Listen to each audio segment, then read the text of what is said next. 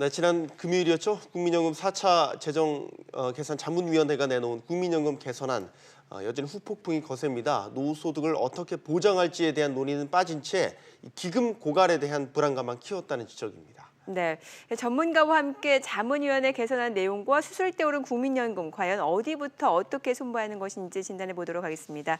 중앙대 사회복지학과 김현명 교수입니다. 어서 오세요. 안녕하십니까. 네, 반갑습니다. 이쪽 분야에서 오랫동안 연구도 하시고 목소리도 꾸준히 내오셨던 분으로 제가 알고 있습니다. 네. 일단은 어떻게 보셨는지 전체적인 총평부터 좀 부탁드릴게요. 예, 이번에 그 연금 재정 재개선이 4번째고요. 그 전에도 두사 차례 이런 똑같은 과정이 있었습니다. 네. 근데 그런 과정 속에서 그동안 일관된 흐름이 나중에 기금 고갈이 염려되니 네. 보험료를 좀 더 내고 연금은 깎자. 그러니까 더 내고 덜 받자 이런 기조였는데 네. 이번에는 약간 그거보다는 좀 방향이 틀어지긴 했습니다만 전체적으로 보게 되면 과거의 기조를 그대로 유지를 한 것이라서 연금의 기능이 더 약화되는 것에 대한 국민적인 좀 불안과 불만이 네. 폭발한 거 아닌가 이렇게 생각을 합니다. 예. 뭐 지금 정부도 그렇고 자문위원회도 그렇고 저출산 고령화 시대의 기금이 고갈이 되니까 지금 연금 개혁을 하지 않으면 안 된다. 일단 이거의 요지인 것 같은데 이 대전제는 좀 맞다라고 보십니까? 예, 전제는 맞습니다. 근데 다만 이제 문제가 되는 건 국민연금의 재정 상태가 과연 기금 고갈이라는 단어가 표현하듯이 불안한 거냐? 아니면 다른 시각에서 보면 불안하지 않다고 인식할 수도 있거든요. 그 네. 두 가지가 포인트인데 첫 번째로는 2057년에 기금 고갈이 나고 혹은 2060년에 기금 고갈이 나면 그때 노인분들이 한 1,900만 명 정도 추정이 돼요. 네. 근데 보험료를 낼 수 있는 계층은 한 1,500만 명밖에 안 돼요. 더 그러면 적네요. 네. 1,500만 명의 그 보험료를 낼 수 있는 젊은 계층한테 보험료를 걷어서 1,900만 명의 노인들한테 연금을 줘야 될 거 아닙니까? 예. 그거를 총 나가는 연금액의 그 GDP 대비율로 보게 되면 대략 GDP 대비 7.5% 정도 나와요. 정부 공식 자료에. 네. 그러면 이게 큰 건가? 그런데 지금 유럽의 대부분의 국가들이 노인 인구가 18% 정도 되는데 예. GDP의 11% 정도를 써요. 그러니까 우리나라 사례로 말씀드리면 우리나라 GDP가 1,800조면 11%면 대략 200조 원을 연금으로 지급한다는 얘기예요. 그러면 2057년, 60년에 기금 고갈이 난다 하더라도 노인들한테 연금을 줄 수 있는 총액은 GDP 대비 7.5%니까 여전히 낮다? 그렇죠. 크지 않은 거죠. 그러니까 GDP의 7.5% 되는 돈을 보험료로 예를 들어 한 4% 충당하고 나머지 모자라는 부분을 일반 조세로 충당하면은 충분히 감당 가능하기 때문에 걱정할 필요 없습니다. 네. 이게 이제 제가 평소에 주장해 왔던 거고요. 근데 이거 불안하다고 주장하시는 분들은 뭐냐면 기금 고갈이 나면 마치 연금을 못 받을 것처럼 생각을 하니까 불안하다 이렇게 주장을 하시는 거고 그다음에 기금 고갈이 났을 경우에 아까 GDP의 7.5%를 전부 보험료로 걷어서 준다고 가정을 하게 되면 보험료율이 언론에 보도된 것처럼 뭐 26%, 30%까지 오른다. 이렇게 보는 관점에 따라서 네. 이게 불안하다 혹은 뭐 큰 걱정할 필요 없네. 이런 그 대립되는 의견이 나오는 거고요. 근데 국제적으로 연금의 재정 상태를 진단할 때는 고갈이 나느냐 안 나느냐 이게 중요한 게 아니고요. 연금으로 지출되는 돈의 총액이 GDP에서 차지하는 규모가 어느 정도 되느냐 이걸 갖고 판단하는 게 정상이고 그런 관점에서 보면 기금 고갈이 난다고 해서 연금을 못 주는 건 아니니까 총 규모만 우리 경제가 감당할 수 있을 수준이면 그건 문제 안 된다 이렇게 보는 게 저는 맞다라고 봅니다. 그런데 교수님의 시각과는 달리 저희가 이제 기금 고갈 자체에 대한 거에만 너무 예. 포커스가 맞춰져 있다 보니까 특히 이제 2057년이면 기금 고갈 된다. 예. 그 숫자가 구체적으로 명시가 되니까 거기에서 오는 또 이제 심리적인 부담이라는 게 있지 않습니까? 일단은 2057년이라고 지금 바라보는 시각 예. 자체는 저희가 어느 정도 신뢰를 할 수 있는 겁니까? 그거는 계산에서 나온 숫자이기 때문에 그냥 그거는 정확하게 팩트입니다. 지금 있는 그대로 그냥 근데 이제 다만 2057년이다. 예. 예를 들어 이제 그 기금의 재정 상태를 감안할 때 이제 인구가 늘어나냐 줄어나느냐, 그다음에 경제 성장률이 얼마나 높냐 낮으냐 이런 거에 따라서 결정이 되기 때문에 장기 추계를 할 때 경제 성장률을 뭐 이걸 3%로 잡을지 2%로 잡을지 1%로 잡을지에 따라서 기금 고갈 시점이 변동이 됩니다. 네. 가령 경제 성장률이 지금 한 2030년, 40년 가면은 1%대로 떨어질 거다라고 가정을 하고 추계를 한 거거든요. 근데 경제 성장률이 좀 올라가게 되면 기금 고갈 시점이 뒤로 연장이 되는 거죠. 네. 가변적입니다. 예. 그러면은 왜 정부는 기금 고갈을 우려하면서 연금을 더 오래 많이 내라고 하는 걸까요? 왜 방향성이 계속 그렇게만 그러니까요. 잡혀 있냐 이거죠. 앞서 말씀하신 그 시각을 많이 도입한다면 예. 바뀔 수도 있는 거 아닙니까? 그렇죠. 제가 그래서 그동안에 정부의 연금 개혁 방향이 너무 한쪽으로 치우쳐 있어 갖고 연금 제도를 만든 목적을 잊어먹었다라는 얘기를 합니다. 연금 네. 제도를 왜 만들었겠습니까? 최소한의 품위 있는 노후를 정부가 지켜주겠다라고 해서 연금 제도를 만든 건데 연금 제도의 목적은 온데간데 없고 네. 오로지 기금 고갈에만 초점을 맞추다 보니 이런 쓸데없는 논쟁이 지금 벌어지고 있는 거 아닌가 이렇게 생각이 들고요. 현재대로 만약에 국민연금이 지급된다고 하면 그거 뭐 40%, 24% 하면 지금 시청자 여러분들이 감이 안 잡힐 것 같은데 현재대로 만약에 연금이 계속 유지된다고 하면 한 24년 정도 국민연금에 가입한 사람들이 받는 연금액이 한 54만 원 정도밖에 안 됩니다. 네. 그거 갖고 너무 중산층들이 적네요. 어떻게 좀 품위 있는 노후 생활을 하겠습니까? 물론 이제 거기에 기초연금 30만 원이 붙으면 좀 액수가 올라가긴 합니다만 네. 최소한의 품위를 지키면서 살 수가 없는 수준이죠. 그렇죠. 예. 그래서 연금 개혁의 목적을 잊어버린 거 아니냐. 연금 개혁은 품위 있는 노후를 보장하기 위한 건데 너무 기금 고갈 쪽에다가 그것도 아까 말씀드렸듯이 기금 고갈이 난다고 해서 연금을 못 주는 것도 아니고 네. 경제가 다 망가지는 것도 아닌데 그러니까요. 오히려 반대로 국민들한테 연금을 조금 주게 되면 더 큰 문제가 발생이 돼요. 왜 그러느냐? 한번 생각을 해보세요. 주력 소비 계층이 지금 점점점 은퇴해갖고 주력 소비층이 인구가 감소하니까 줄잖아요. 네. 지금 34세부터 64세 인구가 2,700만 명 정도 되는데 2060년대 가면 이게 1,500만 명으로 줄어들어요. 그런데 사실상 55세부터 65세는 거의 다 직장에서 나가잖아요. 네. 그럼 주력 소비 계층이 1,000만 명대로 줄어듭니다. 그럼 돈을 누가 씁니까?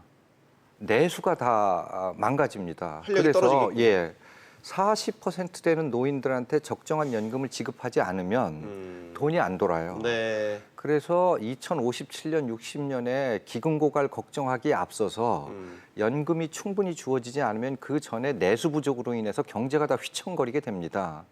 이런 문제점을 생각하게 되면 연금을 이건 무조건 줄여야 되는 거, 재정에 부담이 되니까 깎아야 된다 이렇게 보시면 안 되고 전체 내수 유지라는 차원에서 연금을 인식하지 않으면 연금 재정이 파탄나기 이전에 이미 경제가 다 휘청거릴 상황이 반드시 옵니다. 네. 그래서 이게 단순히 연금 문제가 보험료 내고 받고 이 문제가 아니고 전체 경제를 어떻게 운영할 것인가라는 굉장히 큰 관점을 전제하지 않으면 정책적으로 굉장히 잘못된 판단을 할 가능성이 꽤 높습니다. 우리가 욕먹는 부자들 보면은 저축을 위한 저축을 하잖아요. 그러니까 쓸 때 쓸 줄 알아야 되는데 그러니까 예. 저희가 기금 고갈 자체에만 너무 매몰돼 있다 보면 네. 결국은 연금의 본래 목적이 뭐냐라는 거에 대한 근본적인 물음을 다시 던질 수밖에 없는 것 같아요. 예. 지금 이 기금 적립배율이라는 게 한 배를 유지하겠다라는 예. 것도 나왔단 말이죠. 여기에 대한 설명을 좀 해주세요. 이 연금이 워낙 어려운 용어들이 많아서요. 네. 적립 배율이라 함은 예를 네. 들어 2070년에 적립 배율을 1로 목표를 정했습니다. 이건 무슨 말씀이냐면 2070년에 노인들한테 연금을 주기 위해서 필요로 되는 돈이 300조 원이다. 그럼 그 300조 원을 쌓아놓겠다라는 겁니다. 그러니까 적립 배율이 2배다. 이 얘기는 2년치 연금을 줄 수 있는 돈을 쌓아두겠다라는 게 바로 이제 적립 배율의 의미예요. 그래서 2070년에 적립 배율이 1이다라는 얘기는 대략 2070년까지 GDP 대비 한 9% 되는 돈이 쌓여놓게끔 재정을 조정하겠다 이런 의미로 이해를 하시면 될 것 같습니다. 네. 그러면 결과적으로 너무 기금 자체만 포커스를 맞추는 게 좀 문제다라고 보시는 것 같은데 어떤 부분이 필요하다라고 보시는 겁니까? 거듭 말씀드리지만 연금이 적정한 수준으로 지급되지 않으면 우리가 수십 년 동안 경제 성장을 해갖고 이만큼 사회를 만들어놨는데 네. 노인들은 다 빈곤해요. 지금 청장년 세대들도 노후 불안에 시달리잖아요. 그동안 경제 성장을 왜 이렇게 힘들게 했습니까? 결과가 뭡니까? 그래서 연금을 단순하게 기금 고갈 문제로만 보면 안 되고 거듭 말씀드리지만 연금 제도가 갖고 있는 고유한 목적을 달성할 수 있도록 제도 조정을 해줘야 된다. 그러려면 지금보다 소득 대체율 수준을 올려야 된다라는 거고 이번 개편안에 40%까지 떨어질 수 있는 소득 대체율을 45%까지 좀 고정시키자 이런 안도 나왔잖아요. 네. 근데 저는 개인적으로 그것도 부족하다고 생각이 들고 더 대체율이 더 올라가야 50% 된다고 50% 수준까지 높여야 된다고 생각을 합니다. 50%까지 높인다라는 얘기는 잘 실감이 안 될 텐데 40% 수준일 때 평균 가입 기간을 한 24년 정도 가입하면 아까 말씀드렸듯이 1인당 받게 되는 연금액이 54만 원이에요. 근데 이걸 50% 수준으로 늘리게 되면 대략 한 65만 원 정도로 올라가서 1인당 한 10만 원 정도 더 많은 연금이 지급된다. 예, 이렇게 이해를 하시면 될 것 같습니다. 네. 그럼 말씀해주신 대로 그 소득 대체율을 50%까지 올리게 되면은 보험료, 그러니까 쉽게 이해를 하자면은 내가 내는 보험료가 일단 올라가는 거 감수해야 아닙니까? 되는 부분이 예. 있는 거죠. 그렇죠. 정확히 말씀드리면 지금은 조금 내고 조금 받는 연금 구조거든요. 그러니까 다 불안해하는 겁니까? 하는 겁니다. 노후 불안하니까. 네. 노후 불안의 징후를 제가 하나 말씀드리면 국민연금에 1년 동안 국민들이 내는 돈이요. 사용자 부담분 빼놓고 네. 21조 원이에요. 예. 근데 노후가 불안하다고 사람들이 느끼니까 전부 개인연금 시장에다가 보험을 들어두고 있어요. 개인연금 시장에 우리나라 국민들이 내는 돈이 1년에 41조 원입니다. 그러니까 그만큼 노후가 불안한 거예요. 예. 그래서 국민연금 같은 공적연금이 어느 정도 수준을 보장해 준다라는 신뢰가 확보가 돼야지 사회가 정상적으로 작동할 수 있다 이렇게 말씀을 드릴 수 있습니다. 아까 말씀하셨던 부분 중에 제가 또 의문이 드는 게 기금 고갈이 만약 된다 최악의 예, 경우를 예, 가정해서 예. 그러나 저도 만약에 연금이나 본래 목적을 생각한다면 네. 그 부족한 부분을 예를 들어서 세금으로 예산으로 예. 메울 수도 있는 거 아닙니까? 뭐 그렇게 다른 따진다면 나라가 다 그렇게 하고 있어요. 예, 아까 예를 든 독일 같은 경우 네. 1년에 GDP의 한 11% 정도를 지출한다고 그랬잖아요. 그런데 보험료로 걷어들이는 액수는 GDP 대비 한 7.5%, 나머지 3.5%는 일반 세금으로 재원을 충당을 해갖고 노인들한테 연금을 주고 있습니다. 그러니까 뭐 그렇게 생각하게 되면 이제 큰 문제 없는 거고요. 네. 아까 그 소득 대체율을 50%로 올리게 되면 이제 보험료율은 어떻게 되는 거냐 하고 질문을 주셨잖아요. 네. 현재 연금 제도가 조금 내고 조금 받는 구조인데 제대로 내고 연금도 제대로 받자 이런 방식으로 바꾸자라는 게 소득 대체율을 올리자 이런 그 철학이 담겨 있다라고 이해를 하시면 될 것 같습니다.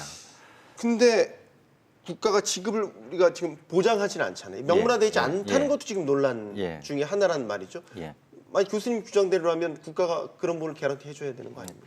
그러니까 국가 지급 보장 문제가 요새 좀 시끄러운데요. 네. 예를 들어 공무원연금하고 군인연금은 국가가 지급 보장 명문 규정이 있는데 왜 국민연금은 없냐? 네. 그러니까요. 근데 공무원연금하고 군인연금은 사용주가 국가잖아요. 네. 국가니까 예. 명확하게 지급 책임이 있는 겁니다. 네. 그런데 국민연금은 사용주가 국가가 아니니 만약에 국민연금에 국민들한테 연금을 지급하겠다는 보장을 하게 되면 그걸 반대하는 분들이 무슨 주장을 하냐면 일단 사용주가 아니다. 두 번째는 국민연금에 국가가 지급 보장을 하게 되면 그것만큼 국가 부채가 늘어나기 때문에 회계상으로 국가 부채가 늘어나게 돼 있습니다. 지급 보장을 쓰게 되면. 네. 그래서 이제 대외 신용도가 떨어진다 이런 주장을 하는 거거든요. 그런데 다른 나라 사례를 보게 되면 우리나라 국민연금처럼 일반인들을 대상으로 하는 연금 제도에 대해서 국가가 지급 보장을 명문화시켜 갖고 법으로 한 나라들은 거의 없어요. 그런데 왜 문제가 없냐? 유럽 같은 경우는 연금 제도를 시행한 지 100년이 넘었잖아요. 네. 그러면 굳이 국가가 법으로 지급합니다라고 규정을 안 넣어도 우리 할아버지가 국가로부터 연금을 받고 풍족하게 사는 걸 봤잖아요. 우리 아버지도 받고 아 나도 그렇게 되겠구나. 그냥 이게 전통이 됐고. 예, 신뢰가 있는 겁니다. 그러니까 굳이 지급 보장을 안 해도 되는 건데 우리나라 같은 경우는 워낙 국민들에 대한 불신이 연금에 대해서 심해서 저는 지금 단계에서는 지급 보장을 하는 쪽으로 검토하는 게 맞다라고 보고요. 국민연금의 지급 보장을 해준다고 해도 네. 국가 회계상 이것을 반드시 국가 부채로 계상을 해서 부채 규모를 키워야 되는 건 아닙니다. 회계상으로 안 할 수도 있어요. 그런 나라가 없어요. 다른 나라도 보게 되면. 그렇기 때문에 지금의 연금 문제를 좀 생산적으로 풀어가기 위해서는 국가 지급 보장 규정을 법안에 넣는 쪽으로 전향적으로 검토를 해야 된다. 저는 이렇게 생각을 합니다. 네. 일단 뭐 연금 자체에 대한 국민들의 불신이 굉장히 심하기 때문에 지금의 이 같은 문제들이 야기되는 것 같은데 특히나 교수님 말씀대로라면 연금 보험료가 올라가는 건 당연한 수순일 텐데 예. 지금 국민들 여론을 보게 되면은 굉장히 민감하거든요. 예. 그러면 정부 쪽에서도 어떤 부분을 조금 보완해주거나 어떤 대책 아니면 국민적 분노를 어떻게 좀 수습해야 되는지 이게 좀 선제가 돼야 되지 않을까 설득의 싶거든요. 문제 아니겠습니까? 예, 맞습니다. 이번 과정도 보게 되면 예를 들어 정부가 지금의 국민연금 수준으로는 중산층도 최소한의 품위를 지키면서 살 수가 없습니다. 그래서 연금액을 좀 높여야 됩니다. 네. 그런데 뭐 돈이 어디서 솟아나는 게 아니기 때문에 제대로 된 연금을 받으려면 국민 여러분들께서 한 2, 3%포인트 정도는 보험료를 더 내셨으면 좋겠습니다. 이렇게 설득을 했으면 좀 국민들도 마음을 가라앉히고 차분히 생각해 볼 텐데 국민연금의 기능을 살리겠다라는 얘기는 없고 어느 날 갑자기 툭 보험료 올립니다라는 얘기만 나오니까 좀 기능 고갈됩니다. 이 예, 상태론. 그렇죠. 네. 그런 뉴스만 나오게 되니까 국민들은 당연히 반발을 할 수밖에 없는 그런 상황이라고 생각을 합니다. 네. 자초한 면이 분명히 있는 것 같습니다. 예, 예. 국민연금 개선안과 관련된 논란 김현명 교수와 이야기 나눠봤습니다. 감사합니다. 예, 잘 들었습니다.